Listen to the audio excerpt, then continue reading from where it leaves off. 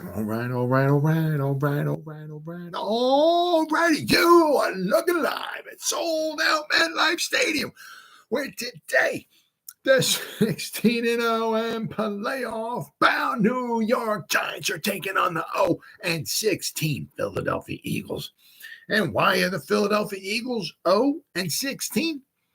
Because they suck. They started the season 10-1, got trounced in the first round of the playoffs. The Philadelphia Eagles suck. Welcome to the Gridiron. Anybody out there at all that's going to spend a little bit of time with me here this evening, I greatly appreciate it. Thank you. Or if anybody's going to spend any time watching the replay this once again, thank you so much from the bottom of my heart. It means the world to me. Going to try to go about 30 minutes here tonight. Shoot my mouth off for about 30 minutes. Anybody got anything to say, please feel free, fire away.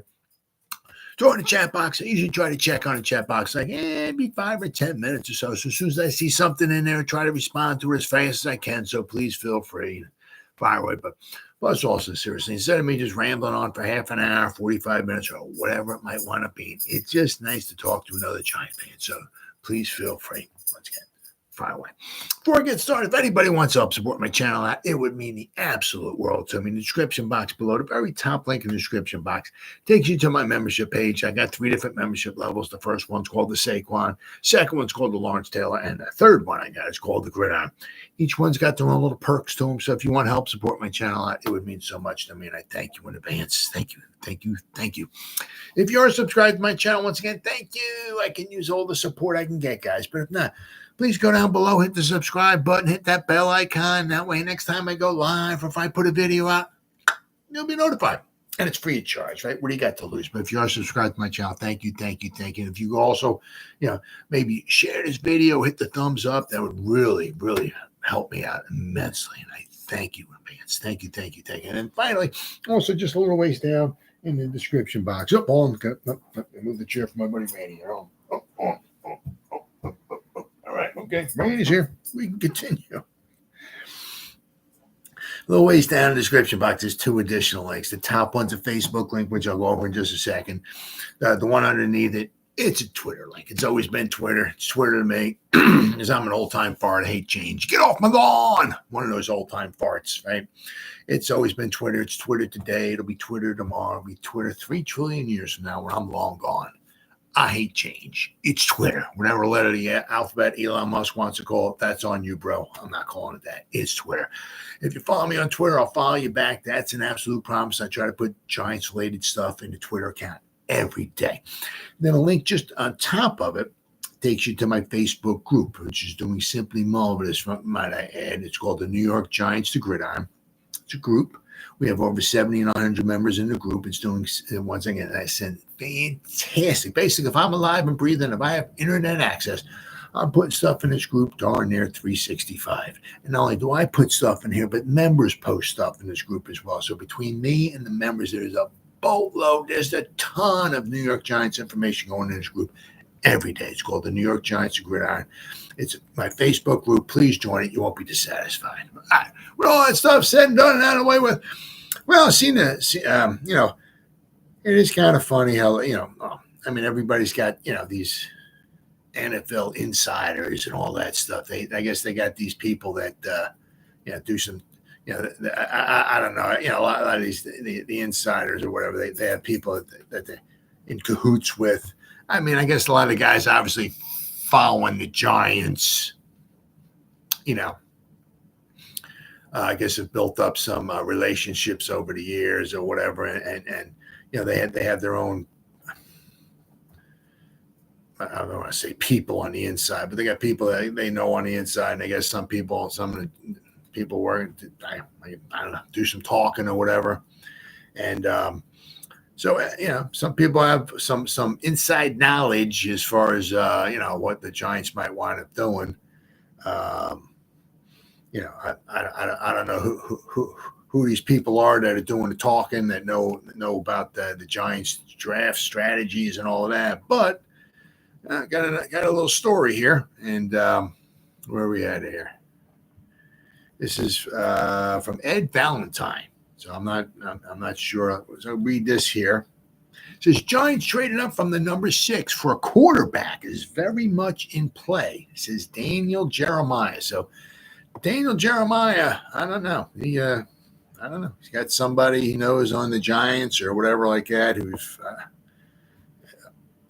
I don't know, picks the phone up. Hey, Daniel, guess what we're going to do? So I don't know how these people know all this stuff or what, but it says, how serious are the Giants about finding a potential long-term replacement for Daniel Jones in the 2024 NFL draft? Now, this story also ties in with my last story a little bit, right?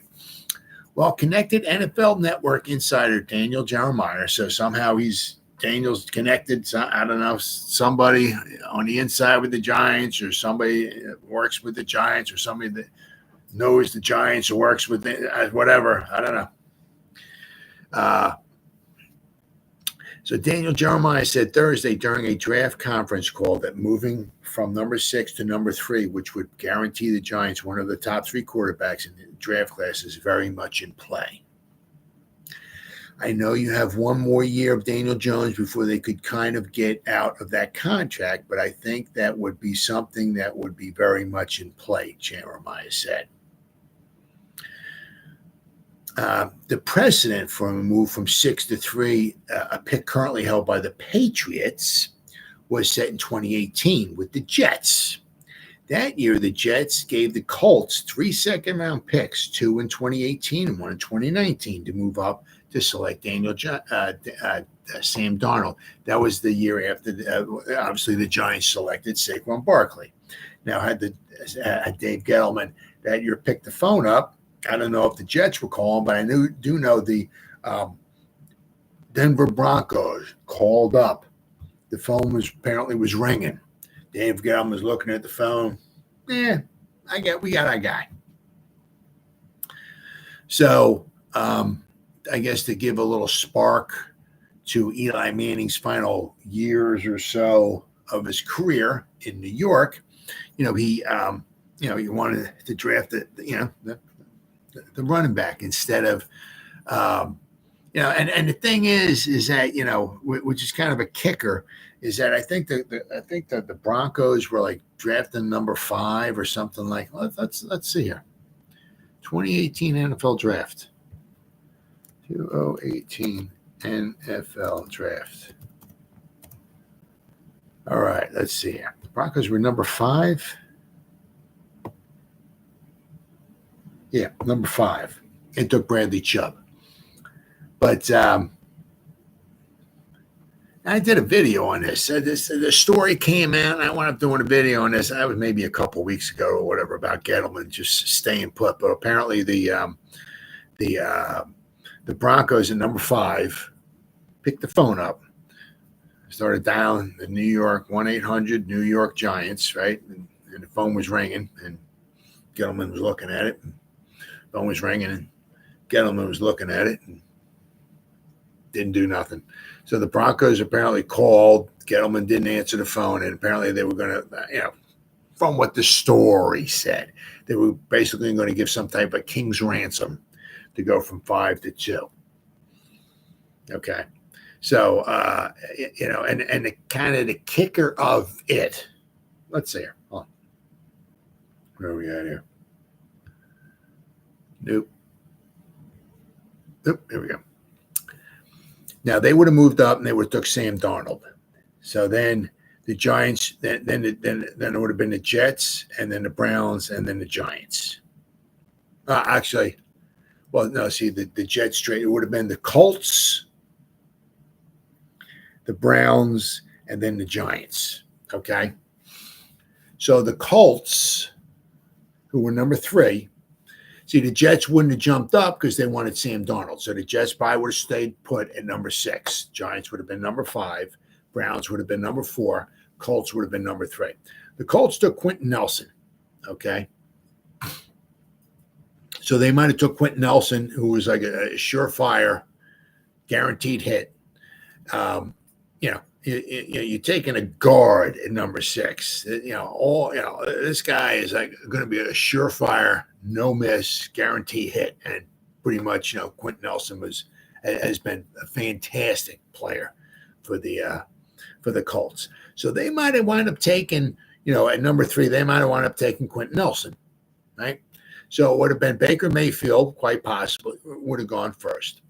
If the Broncos traded up, okay, with the Giants, the Broncos would have taken Sam Darnold, leaving in quite possibly the Jets wouldn't have jumped up and traded with the Colts because Sam Darnold would have been gone, right?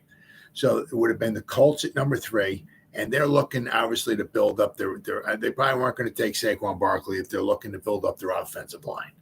So they took Quentin Nelson, right? Which leaves the Cleveland Browns at number 4, right? And they took Denzel Ward, a cornerback. Fantastic pick. So quite possibly, I don't know if they would have took Saquon Barkley or not. That I don't know. They did want to take a very, very, very good pick in Denzel Ward. So quite possibly, and this is the thing that really can really, really, really just kind of makes you want to scream, just straight up scream. Okay, is that quite possibly the Giants could have moved from number 2 back to number 5, got a boatload of picks. Now, maybe not, we're not talking 13 picks, but probably could have gotten another 2 or 3 picks.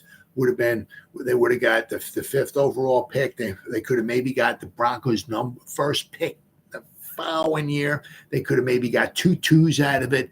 The Giants could have gotten maybe to move back 3 spots. Okay, 3 spots. Could have maybe gotten 2 2s and 2 1s out of it. They could have got 4 starting players to move back 3 spots. They could have got 2 first-rounders and possibly maybe 2 second-rounders. And the thing is, which really makes you want to scream, okay, is that they could have possibly gone from number 2 back to number 5, picked up an additional first and 2 second, and still gotten Saquon Barkley. Quite possibly. Right? Because you got to figure, I said the Jets wouldn't have jumped up. I don't know if even if the Jets were going to, they weren't going to, they're not giving, they're not going from 6 to 3, giving up all these picks, extra picks just to take Saquon Barkley. That's not happening. And as I said, I can see if the Colts, they would take Quentin Nelson. They're trying to build, their offensive line, right? You take your offensive lineman over a running back. Right, so I can certainly see the Colts taking Quentin Nelson, and I said, if the Browns, I don't know, maybe they took Saquon, who knows, but maybe they were stuck with Denzel Ward. They were going defense, right? Let's see. There was, unless the Jets could have jumped up and maybe grabbed Josh Allen at number 3, who knows? Right? I mean, maybe they would have. They could have jumped up and they could have took a quarterback, a Josh Allen, right?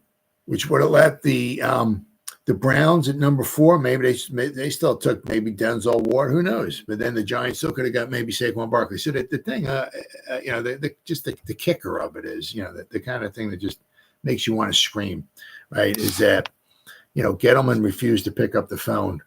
And he could, as a possibility, okay, that he could have gone from number 2 back to number 5, picked up like an additional, maybe, got pick 5 and maybe another 3 picks.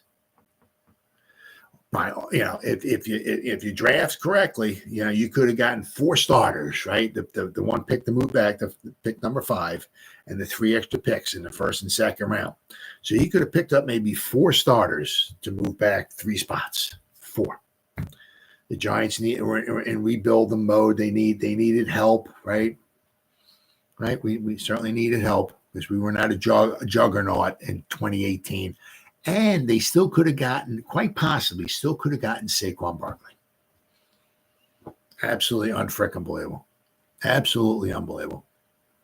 But even if not, you look, there still was a bunch of good players back then. Look at that. The Giants, well, thank goodness they didn't draft Sam Darnold. But I'm saying if they drop back, heck, they could have taken Josh Allen. As I said, you look here, looky. All right, let's see here. Denzel Ward was in play. Bradley Chubb was in play. Quentin Nelson was in play. Josh Allen, Roquan Smith, Minkah Fitzpatrick, Vita Vea, Deron Payne. We had some good picks. One of them, Josh Rosen, Mike McGlinchey, who, has not been a phenomenal, apparently like an all-pro, but he's a decent offensive tackle. Decent. Not maybe not a pick number 9, but I said he's worked out well for the 49. He worked, for the 49ers, right? So there was a lot of good players still in play there, and as I said, they could have gotten another, 3 picks for it. But as I said, that's just one of those things that just makes you want to really, really just want to scream. It's like, what is going on? But there. But so apparently moving up, according to Daniel Jeremiah. Now, whoever his insides are, he says it's very much on play for the Giants. Now, the thing is, now also the other question here is, the Giants, do they have their eye on, like, say, maybe 2 guys? Right? Did they just, it's Bob? They're going to move up. If they're going to move up, it's, it's going to cost them an awful lot to go to number 1. If they're going to move up to, as I said, maybe to number 3, I don't know. It'd be pretty hard if the Commanders at number 2, they need a quarterback. It'd be pretty hard, for the Giants to trade with the Commanders. I don't know if the Commanders would, they need a quarterback, right? And as I said, you hear these little things. You think the Bears are moving on from Justin Fields. That's what you kind of hear. But then what you're also hearing is like the Patriots may not wind up taking a quarterback. They need help. And one good thing, they're picking number 3, so it kind of goes both ways. They're in a good position, good striking range to get a quarterback, right? But they do need help throughout the roster. Their team was not very good last season. One of the reasons was because their quarterback played, but they could use other help. So they could certainly, move back, collect some extra draft capital, right, and start filling in the roster that way. Between this year and next season, they would have between the first and second round picks that they would wind up collecting. They would have to have 5 total, maybe 6 total first and second round picks if they're going to slide back a couple of spots.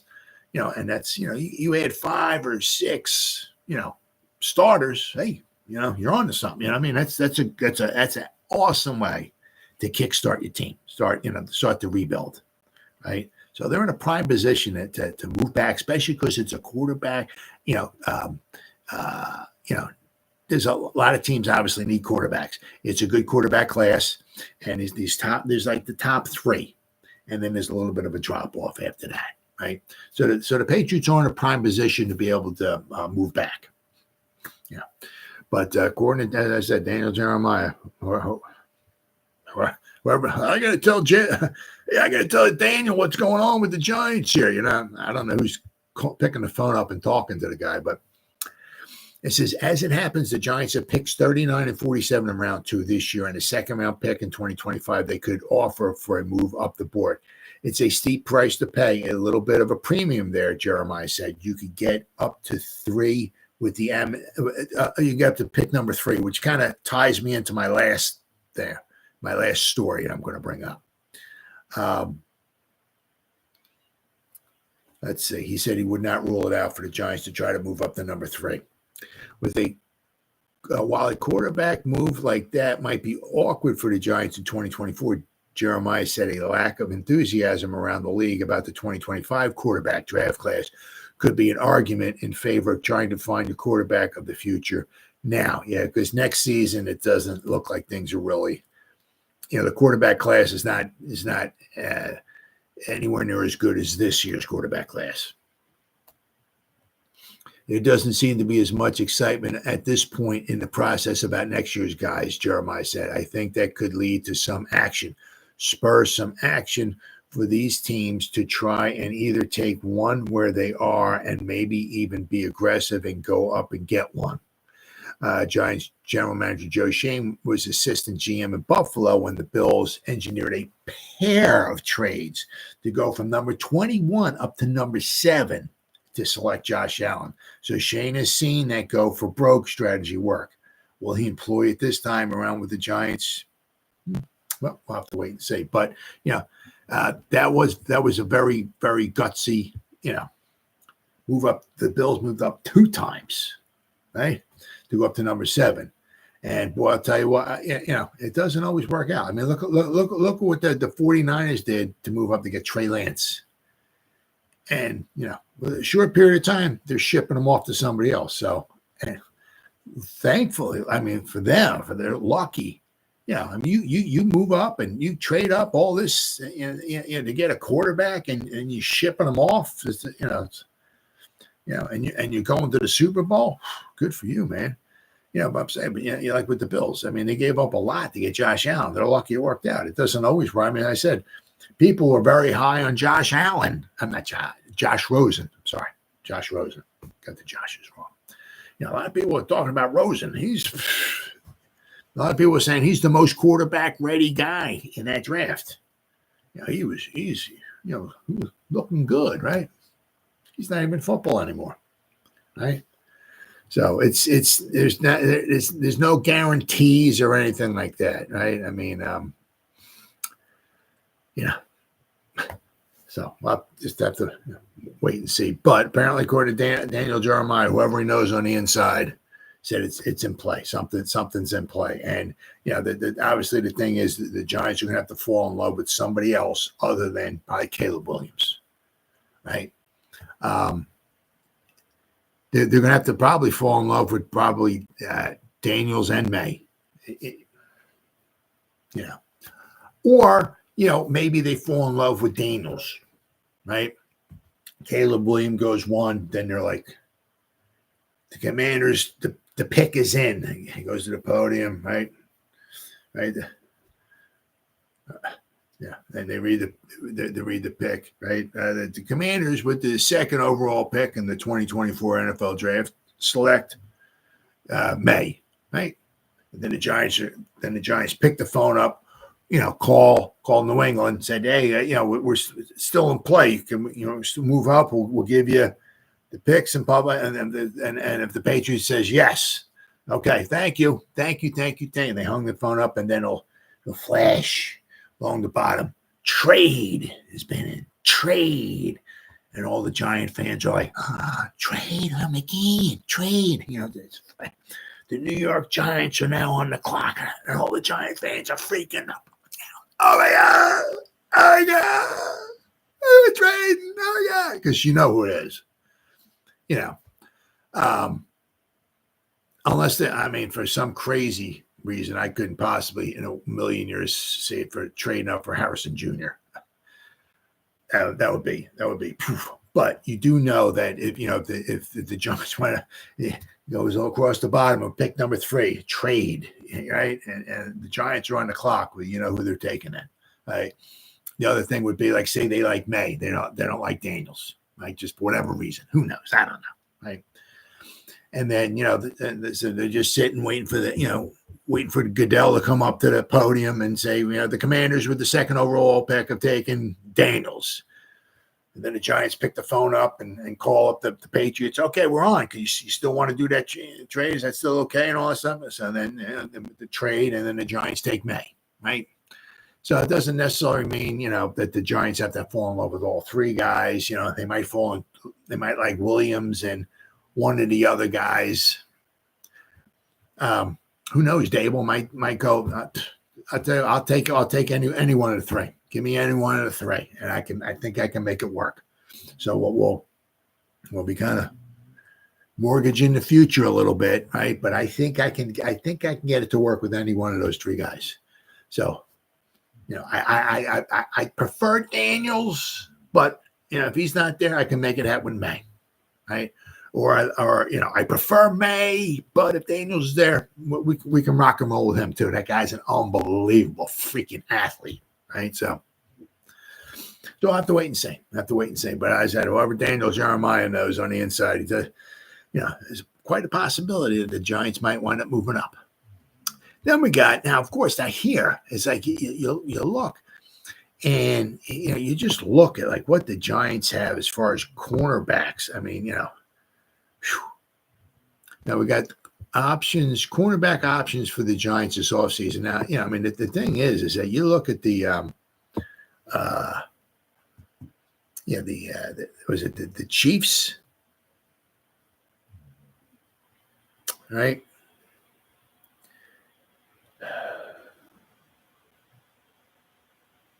Yeah, I think Snead's being free credit. I think already in front of us. Snead. He's apparently looks like a free agent. Looks like here. Okay. I mean, if you look at what he wound up doing in the Super Bowl, the Chiefs have a nice pair of cornerbacks, and that really, really helped them win. That game, that was huge. After the first couple times when the 49ers walked up and down the field, the secondary of the Chiefs really started clamping down. The Skittle man, was he even in the game? And they took him right out of that game. Holy cow.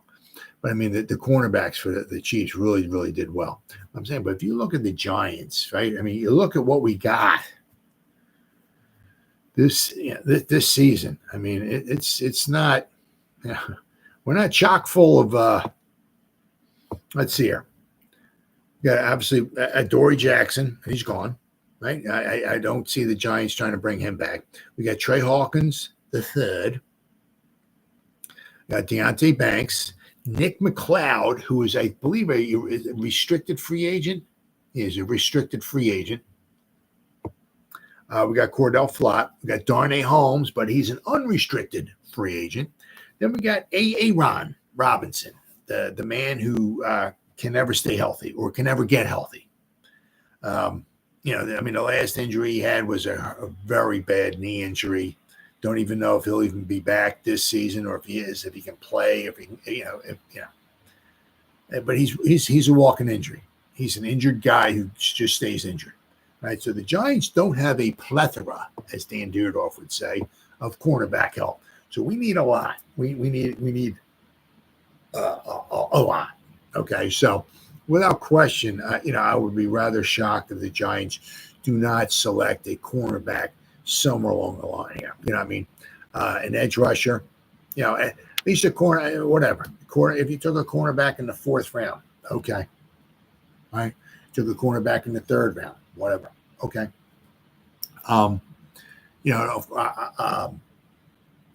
Just if you took a cornerback in the 4th round, if he's not a starter, but at least maybe he can be a contributor, special teams, but he can also be some depth for you, like Hawkins is. Okay. But the Giants, without question, they need help at cornerback. We need some bodies. Now, of course, there's a trillion cornerbacks out there you can grab off the streets, undrafted free agents. There's a ton of them. But the thing is, you want quality too. You want guys that if they're going to make the team, they can contribute on special teams, right? But as I said, but also, it's just they can take me, but I'm not going to be any good on the field. So there's a lot of guys out there, but obviously when you bring somebody in, you want them to be able to, help you out a little bit. You want, without being a huge liability, because especially a cornerback, right? If you got to say Banks is out there, right? And then Banks gets hurt or something, whatever the case is, and then Banks leaves the field, and number 27, whoever runs onto the field. The quarterback goes, and he's just looking at him, and he's foaming at the mouth, and he's going, "Oh yeah, we got a touchdown on this one, baby. Oh yeah, coming right at you, brother." Right? He can just call the play at the line of scrimmage. Hunt, we're throwing the ball at you, brother. And he can tell him the snap count and everything. He's gonna run a sluggo, slant and go. right at you, brother. Don't matter. And the snap is on 2, right? It's on the second hut. He can let the defense know everything. Going to slant and go right at you, brother, on 2, right? Hut, right? Drop back the pass. It doesn't matter. It doesn't matter if he knows it doesn't matter. If the guy stinks, he's going to get toasted. It doesn't matter. And that's what they do all the time, right? Somebody comes onto the field, right? That's replacing a starting cornerback, and they go right at him. So the Giants need help in the cornerback position. Now they got Snead. Now the thing here, possibly the Giants need another edge rusher. They need another cornerback, another starting cornerback, right? So we need a good edge rusher, cornerback. So if you can bring Snead in, he's 27 years old. Can the Giants afford Snead? Perhaps not. Well, we'll have to wait and see. But the 27-year-old is exactly what the Giants could use opposite of banks. SpotTrack.com calculated Snead's market value at $16.3 million per year, putting him just north of J.C. Jackson of the Patriots and under Tre'Davious White of the Bills. I believe Snead, not franchise tag. So the Chiefs might lose a couple guys. They'll have to wind up waiting and seeing because they can only put a franchise tag on one guy, right? So we'll have to wait and see. But they might franchise Snead. That's a possibility. But he will. Let's see. If not franchise tag, he will earn closer to Marlon Humphrey, Ravens, and Trevon Diggs of Cowboys money, about $19.5 million a year. So Snead has 303 career tackles in 4 seasons, 19 tackles for loss, 4 forced fumbles, 40 passes defense, and 10 interceptions. That's not bad. That's not bad. He also has 6.5 sacks, 43 pressures. Former Giants defensive coordinator Steve Spagnuolo has relied on Snead as a number 1 cornerback and has not been disappointed. Seems like a pipe dream, but Snead would be an excellent addition. If you had Banks and Snead, you got yourself some cornerbacks there for the foreseeable future, right? Then they got Sean Murphy Bunting. Let's see here. Shane Bowen had Murphy Bunting last season, where the 26-year-old cornerback played 840 snaps, mostly at left cornerback. Murphy Bunting won the Super Bowl with the Tampa Bay Buccaneers, who selected him in the 2019 draft out of Central Michigan. SpotTrack.com valued at $6.7 million annually, with a projected worth of $13.7 million over 2 years. So, that is certainly, without question, in the $6.5 million, without question. Once again, it's familiarity with Bowen. Does Bowen think he'd bring him in? Does Bunting want to be under Bowen once again? Who knows? But we're looking at $6-7 million a year for a cornerback. My goodness, that's chump change in today's NFL. He has 245 career tackles, 3 for loss, 6 forced fumbles, 29 pass defend, and 8 career interceptions. He has 2,056 career snaps out wide at cornerback and 1,246 in the slot, which gives him extra value due to versatility. Murphy Bunting allowed 69.4% catch rate throughout his career, but only 65.2% rate last year. He could be a familiar option for the Giants in March. So we'll have to wait and see. Then they got Christian Fulton. Yes, another Tennessee Titan. It's easy to draw the connection, but Fulton is a player I like dating back when he was at LSU. He was a sticky, annoying coverage cornerback who thrived in coverage in the SEC, and he seemed to carry that play style into the NFL. Fulton has allowed 61.3% catch rate. Let's see, he has 150 career tackles, 6 for loss, a sack, 25 passes defense, and 4 interceptions. Fulton does get grabby, and he has 17 career penalties, 11 in the past 2 seasons. He also has 11 missed tackles last season, which is not very good. That's horrible, absolutely horrible. SpotTrack has him at $6.7 million. So, between Fulton and Murphy Bunting, if we're going to think about, somebody from Tennessee, right? They're very $6-7 million a year. It's very, very affordable. Then they have Dane Jackson. Joe Shane helped identify the Pitt rookie Dane Jackson in the 7th round of the 2020 NFL Draft. Jackson joined the Bills and has played 2,276 defensive snaps over his last 4 seasons. He played over 2,000 snaps at the outside cornerback. Jackson is just 27 years old, and Spot Track has him earning an average annual salary of $3 million. So it says, I'm curious to see if Shane attempts to add a familiar face, he presumably trusts, to a different defense under Shane Bowen. And then they got Nixon here, the 26-year-old 2019 undrafted veteran entering his free agency after consecutive breakout seasons with the Green Bay Packers. Nixon was previously with the Raiders. Nixon only played 274 defensive snaps with the Raiders through 3 seasons. He was mostly a special teams player. So, right, that's huge. But Nixon continued his special teams prowess with Green Bay, where he had 65 kick returns for 26.4 yards per return average and 1 touchdown through 2 seasons. He also has an effective punt returner. He has 141 career tackles, 4 for loss, 9 pass defense, 2 interceptions, and half a sack. And Spot Track has him at $1.7 million. So, I mean, there are some options out there. Definitely, are some options without question for the Giants. In free agency. There's no question about that.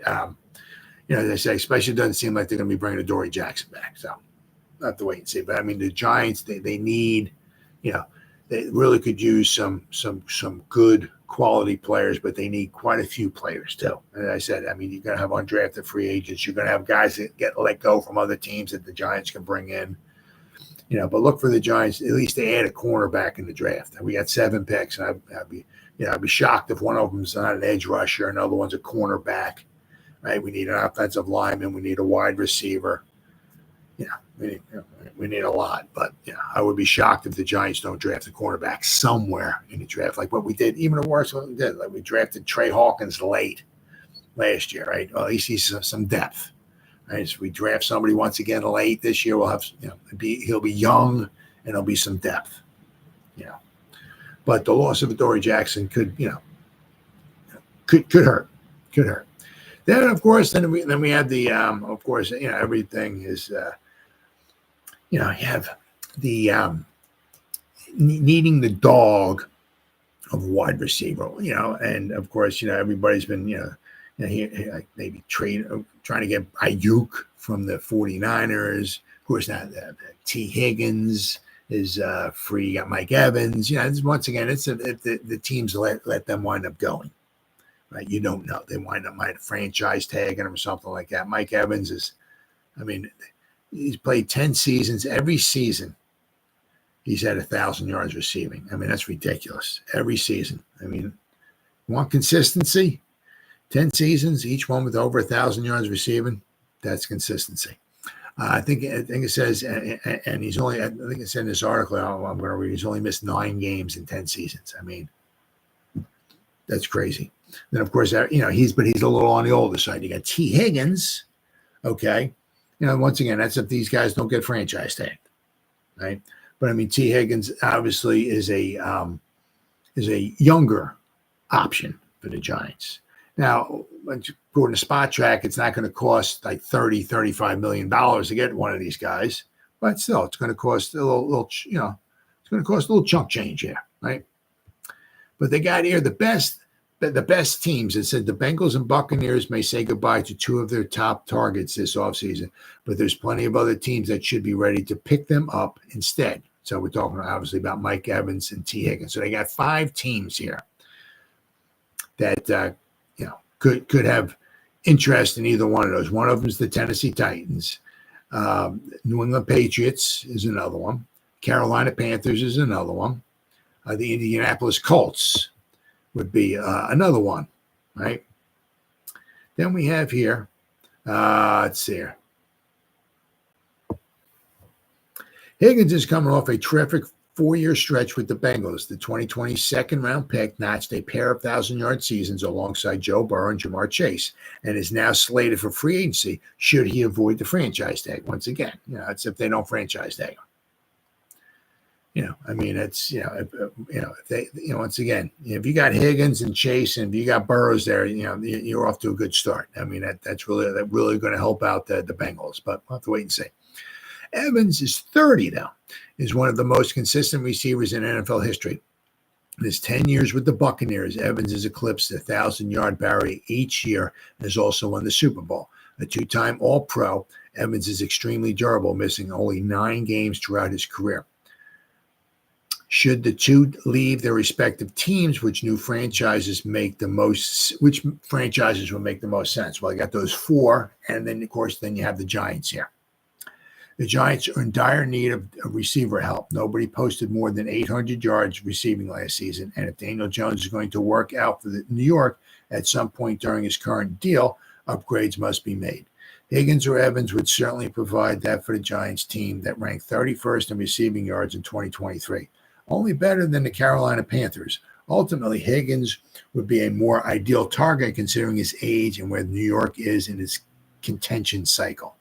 Still, Evans likely would become cheaper, giving general manager Joe Schoen more money to use elsewhere on the roster. Now we have here, this is according to Spot Track. That's all I got here. Mike Evans, they said his calculated market value would be $23.8 million. That's what Spot Track has. Okay, 4-year deal, according to Spot Track. That's all I'm going by. 4-year deal, $95 million, an average salary of $23.8. His current contract, he's making $16.5 million. So 23.8 for somebody of his service. I mean, that's that's decent. You just got to make sure you remember that he is 30, and and 30 and 194 days. So basically, this season he'll be 31 this season. So he's not somebody you're going to have for the next 5 seasons or whatever, and expect a ton from him. But of course, as I said, once again, in that article, they're talking about Mike Evans because of his age being a cheaper option. Well, according to Spot Track, they got Mike Evans' salary at $23.8. Once again, according to Spot Track, the calculated market value for T. Higgins, $18.6 million. So they got, according to Spot Track, once again, Mike Evans' deal, a 4-year deal. I don't know if he's going to get a 4-year deal, being he's coming into the season at 31. Well, who knows? Is 4 years for $95 million. T. Higgins, 4 years, $74 million. So, however it is, they got Mike. Because it's you can't argue with the production that Mike Evans has had. Can't argue with that. 10 years, 10,000 yard seasons. As I said, he's a little older. I said he's going to be 31, but with his production, over his 10 seasons, I guess that's what's making him worth more. I don't know. But once again, according to Spot Track, T. Higgins is $18.6 million. Now, at 18.6, if you sign him for 4 years, you can get out maybe after 3, right? If you wanted to with T. Higgins, that first year's salary cap hit might be $11 million, $12 million, because you'll be kicking a little bit of money down the road. So it's an option. And the only thing is, in the draft class here, I said, unless the Giants jump up and grab a quarterback, if the Giants jump up and they have to give away their second round picks, which once again, I'm going to go into my last little story here. So if the Giants have to jump up and trade away their second round picks, they can get a nice wide receiver in 3rd round, but it's probably not going to be a dog. The Giants don't jump up and get a quarterback and they stay put at 6, they could certainly draft, a Dunze, right? Neighbors, right? One of those guys at 6, and now they got themselves a dog. They'll have the dog for 5 years, right? Control the contract for 5 seasons. It'll be whatever. With pick 6 is like 7 or $8 million it's going to cost the Giants. So instead of costing them, whatever, 16, 17 to 18, 19, 20 million for one of those guys, or maybe even a little bit more, it's only going to cost them 7 million, 8 million. Right. So, and then I said, then they'll have the guy the guy is younger than those guys, have him for 5 seasons under control for 5 seasons if they want to. So, and possibly one of those guys coming out might be better than Higgins or Evans. So, but I mean, regardless, the Giants certainly need some wide receiver help. So whether they do that in the draft or whether they do that in free agency, we'll have to wait and see. But as I said, once again, something to think about, because the salary cap went up, right? The Giants can do some restructuring of some contracts, maybe get rid of Glowinski, right? Save another almost $6 million if they get rid of Glowinski. So, yeah, they got some options. You know, as I said, you know, maybe Higgins, you know, wouldn't break the bank if they would have signed him. But once again, it's if they make it, you know, because, you know, a lot of these good wide receivers don't necessarily, you know, make it into free agency. Sometimes they get franchise tag. So I'll have to wait and see. But Giants got some options. You know, I mean, I said if they don't jump up and grab a quarterback in the first round, you know, they could draft get a nice wide receiver in the second round. They got 2 picks in the second round. They may not get a straight up dog like they could with pick 6, but in the second round, they can get themselves a very nice wide receiver to add to the arsenal, right? With Slayton and Hyatt and Robinson and then whoever they draft in the second round, right? They still, once again, won't have the dog, but they can add somebody, right? And I said, and then I think they got Slayton for this, might be his last season. He's on the con. You know, he said, but I'm saying if they would have let him go after this season, and maybe next year they draft themselves a dog of a receiver. Who knows? We'll have to wait and see. But I said that's one of the positions, once again, and the Giants, you know, need some help at, without question.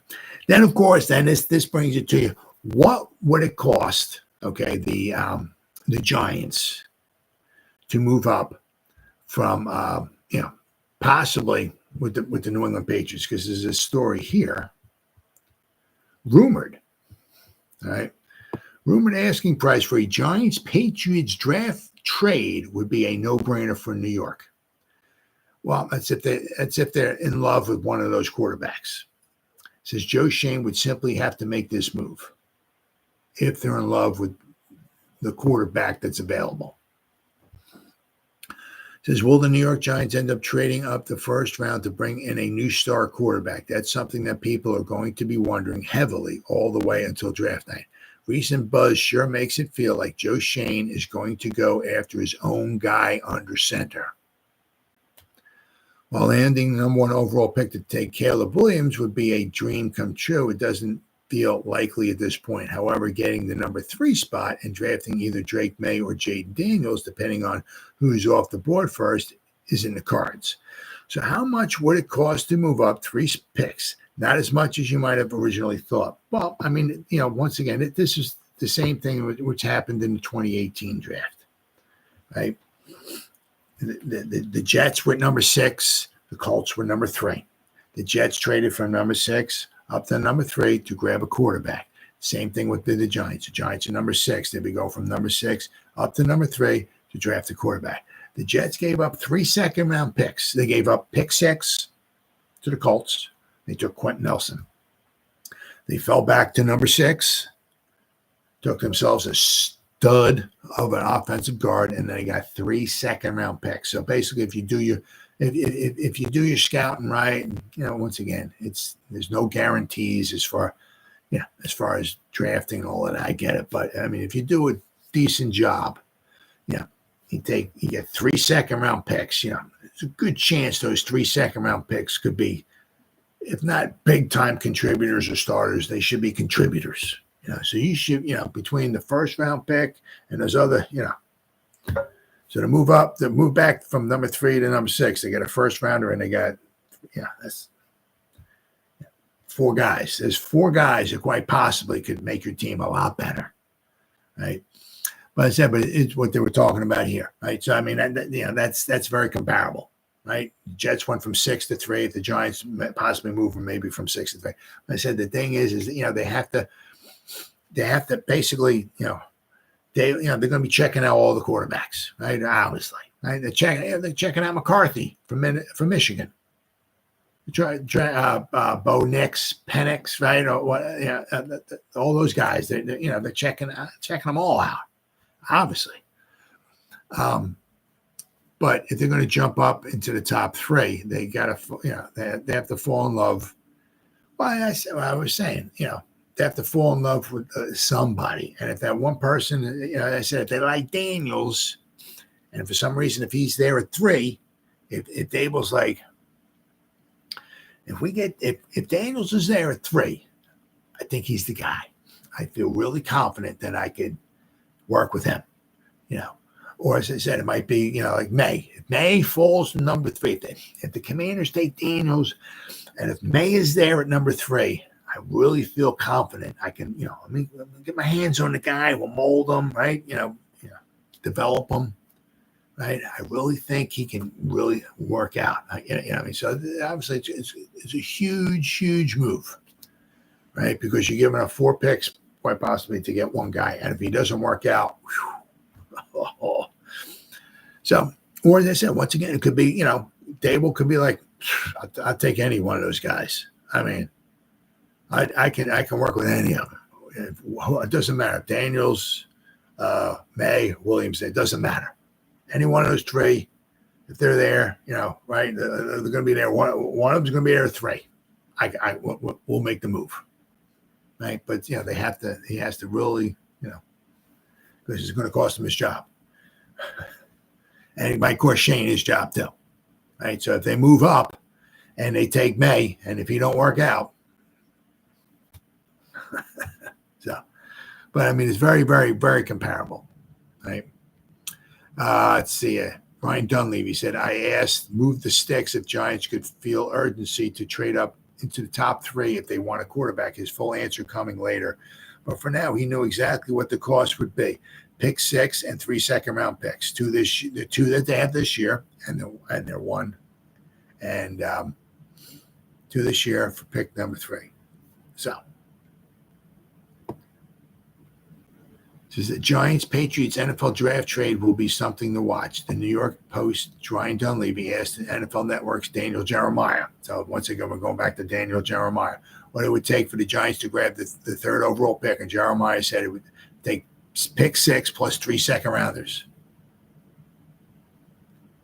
Great thing for the Giants this spring is that they have 2 second-round picks thanks to the trade they made with the Seahawks for Leonard Williams. So they'd send those 2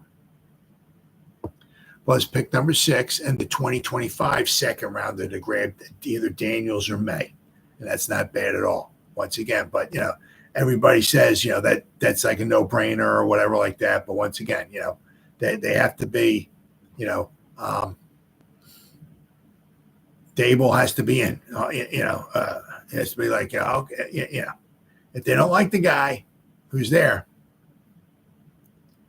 you're asking for a lot of trouble if you trade up, if you don't think the guy can work out. So Shane has said he's going to rock with Daniel Jones as his week 1 starter if he's ready. But with his poor play and torn ACL injury in 2023, we very well could end up seeing the Danny Dimes era in East Rutherford end after the upcoming season. It's hard to imagine that after he just signed his $160 million extension last March. However, Shane and Brian Dable know there's going to be pressure on them to try and bounce back from their embarrassing 6-11 showing in 23. This organization needs something to spice things up, and May or Daniels could be the answer. There's always a chance New York stands pat in round 1 and brings in Malik Neighbors or Rome Odunze. But a prime time addition at quarterback could prove to be what ends up going down. Now, I mean, there's also quite possibility too, right? Like, I don't know, they fall in love with, say, McCarthy or one of those other guys, right? As those guys start falling and we get toward the end of the first round, the Giants have 2 second-round picks. Obviously, they take the 2 second-round picks, move up back into the first round. Might take the 2 second-round picks. I don't know what else might be. Another, maybe they give him a 3rd-round pick next season or something like that. I don't know. But I said they can maybe grab a Dunze, right, with pick 6, and then they jump back up into the 1st round, and then they can have McCarthy. I don't know, just throwing a name out there. It's all known, right? And have him under control for 5 seasons. They think they can work with McCarthy, right? I mean, one thing that Belichick was saying about when Brady, was on the board and all that stuff and everything, they drafted him, right? That, the one thing he said was that guy's a winner. I mean, it's hard to I don't know.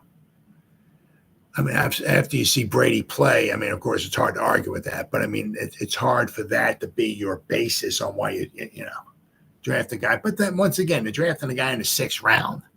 But what was true, every time he came in the game, Brady, when he was with Michigan, it seemed like he was always pulling him out of the fire. He was always coming, having him come back and getting a win for Michigan. Well, look what McCarthy did.